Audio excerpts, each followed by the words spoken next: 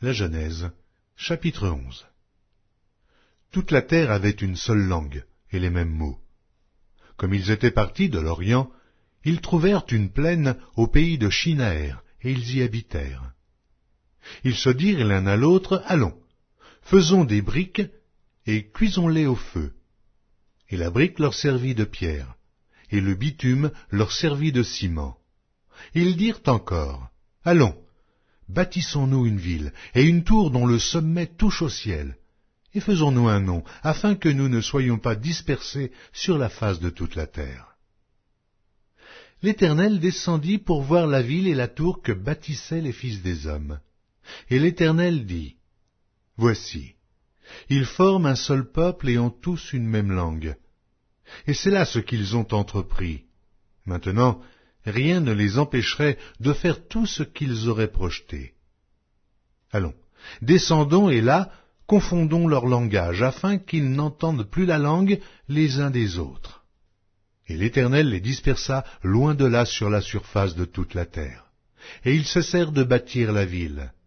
C'est pourquoi on l'appela du nom de Babel, car c'est là que l'Éternel confondit le langage de toute la terre. Et c'est de là que l'Éternel les dispersa sur la face de toute la terre. Voici la postérité de Sem. Sem, âgé de 100 ans, engendra Arpachad, 2 ans après le déluge.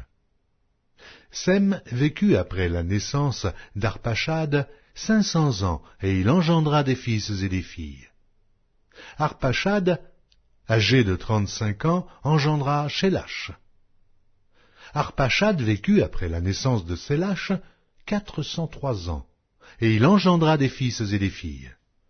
Shélach, âgé de 30 ans, engendra Héber. Shélach vécut après la naissance d'Héber 403 ans, et il engendra des fils et des filles. Héber, âgé de 34 ans, engendra Péleg. Héber vécut après la naissance de Péleg 430 ans, et il engendra des fils et des filles. Péleg, âgé de 30 ans, engendra Réu. Péleg vécut après la naissance de Réu 209 ans, et il engendra des fils et des filles. Réu, âgé de 32 ans, engendra Sérug. Réu vécut après la naissance de Sérug 207 ans, et il engendra des fils et des filles. Sérug, âgé de 30 ans, engendra Nachor. Sérug vécut après la naissance de Nachor 200 ans, et il engendra des fils et des filles.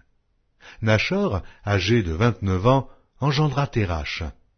Nachor vécut après la naissance de Térach 119 ans, et il engendra des fils et des filles.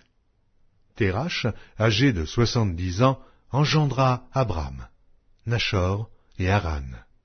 Voici la postérité de Térach. Térach engendra Abram, Nachor et Haran. Haran engendra Lot.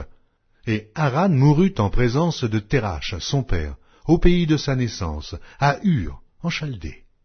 Abram et Nachor prirent des femmes. Le nom de la femme d'Abram était Sarai, et le nom de la femme de Nachor était Milka, fille d'Haran, père de Milka et père de Jisca.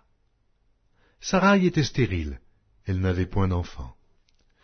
Térach prit Abram, son fils, et Lot, fils d'Haran, fils de son fils et Sarai, sa belle-fille, femme d'Abram, son fils.